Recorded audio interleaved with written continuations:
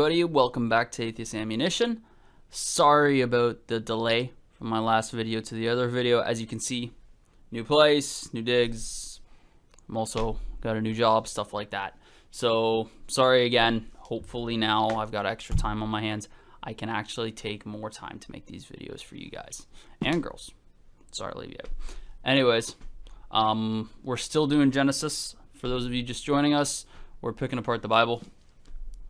Find out all the crap, so the next time you're getting in an argument or something with a Christian who thinks their method and ideas are better than yours, you can argue back with crap from their own book that they don't have answers to, because trust me, there's nothing in here that explains anything aside from magic.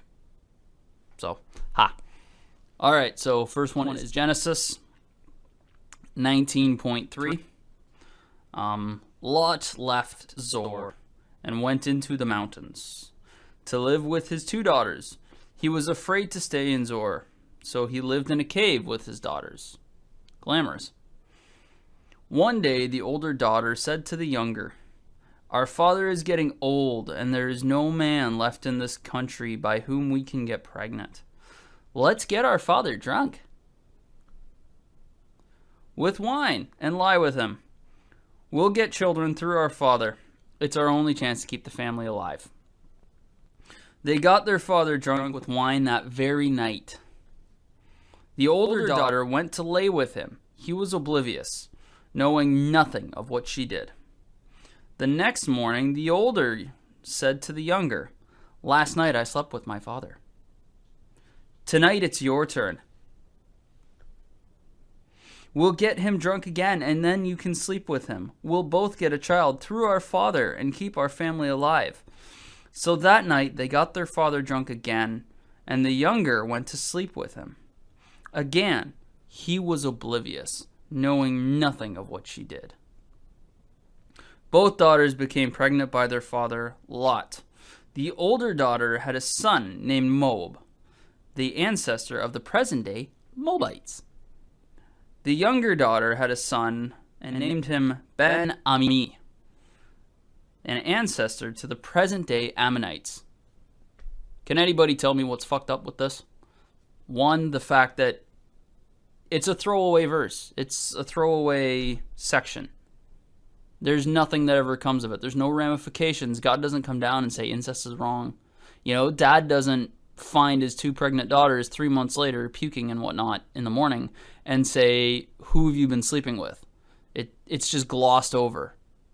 And they get ancestors, and I assume they're all horribly inbred and disfigured, and that's why they're not around today. Anyways, that was 19.3 down to 19.36 to 38. So do with that what you will, I guess. This one, which is awesome, a great point of God just being a dick in general. This is Genesis again, 25.2 to 23. Okay.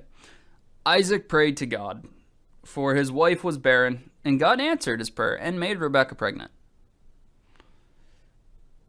But the children tumbled and kicked inside her so much, she said, "If this is the way it's going to be, why go on living?" She went to God to find out what was going on, and God told her, "Two nations are in your womb, two peoples butting heads, while still in your body. One people will overpower the other, and the older will serve the younger." Why do this? Why does God predetermine the fate of two children who don't even exist yet, who are still in their mother's womb, and automatically make the older serve the younger? Like, why? And why tell her this as well? You know, why not let her figure it out? Why plague her with information that's probably going to drive her insane? You know, does she have a choice in this? Is there ye old abortion clinic around the corner? Oh, wait. No, there isn't. So, I don't understand what God's plan is in this. I don't understand why he's being a dick to the older sibling who has to serve the younger. Why not let them go their own ways? You know, sit them down and make them listen to some Fleetwood Mac or some Heart or something like that, and just let them ride off into the sunset. I don't know. But if you ever want an example of God just being an outright dick, there you have it. Okay, so here's one. It's Genesis. Once again, most of this is going to be Genesis, if not all. There's quite a bit of backstory to this one, and I'm not going to bore you with it because it sure as hell bored me reading it. But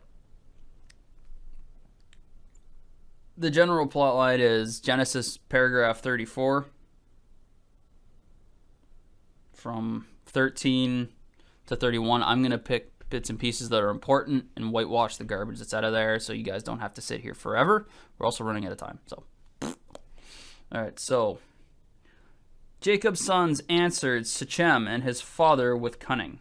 Their sister, after all, had been raped. Just because. They said, "This is impossible. We would never give our sister to a man who was uncircumcised." Because back then, if somebody gets raped, if you rape a woman, that woman has to marry you. Not a very good system. Why we'd be disgraced. The only condition on which we can talk business is if all your men become circumcised like us. Then we will freely exchange daughters in marriage. Skipping here. Everyone who was anyone in the city agreed with Hamor and his son Shechem, and every male was circumcised. 3 days after the circumcision, when all the men were still very sore, 2 of Jacob's sons, the good guys, Simeon and Levi, Dinah's brothers, the lady who was raped, each with sword in hand walked into the city as if they owned the place and murdered every man there. They also killed Hamor and his son Shechem, rescued Dinah from Shechem's house, and left. When the rest of Jacob's sons came to the scene, where the fuck was I? Of slaughter, they looted the entire city in retaliation for Dinah's rape. Flocks, herds, donkeys, belongings, everything, whether in the city or the fields, they took. And then they took all the wives and children captive and ransacked their homes for anything valuable. Jacob said to Simeon and Levi, "You've made my name stink to high heaven among the people here, these Canaanites and Perizzites. They decided to gang up on us and attack.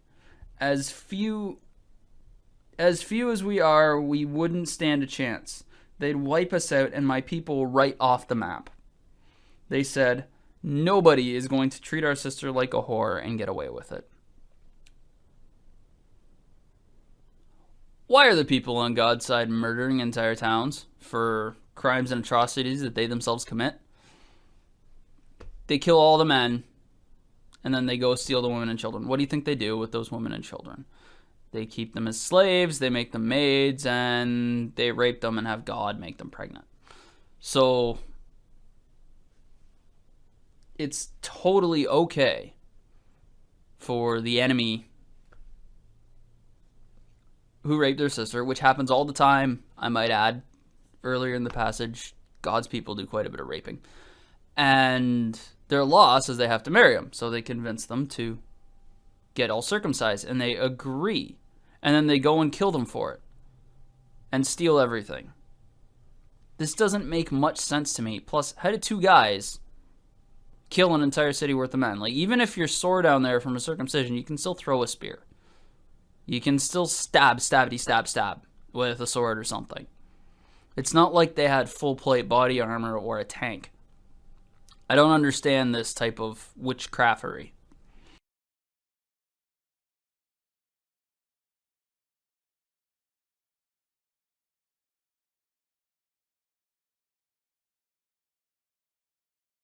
Anyways, that does it for episode 2 of Athiest Ammunition.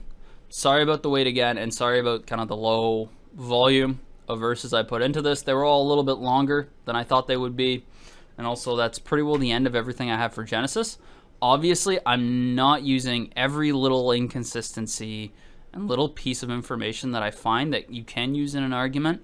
I'm just picking out kind of the major ones right now, going through it with a rough comb, marking down the ones I have. That way, later episodes, I can come back and do kind of really small ones, really fast, really rapid fire, and condense them all into a smaller video where it makes more sense, as opposed to throwing the small ones in with the big ones.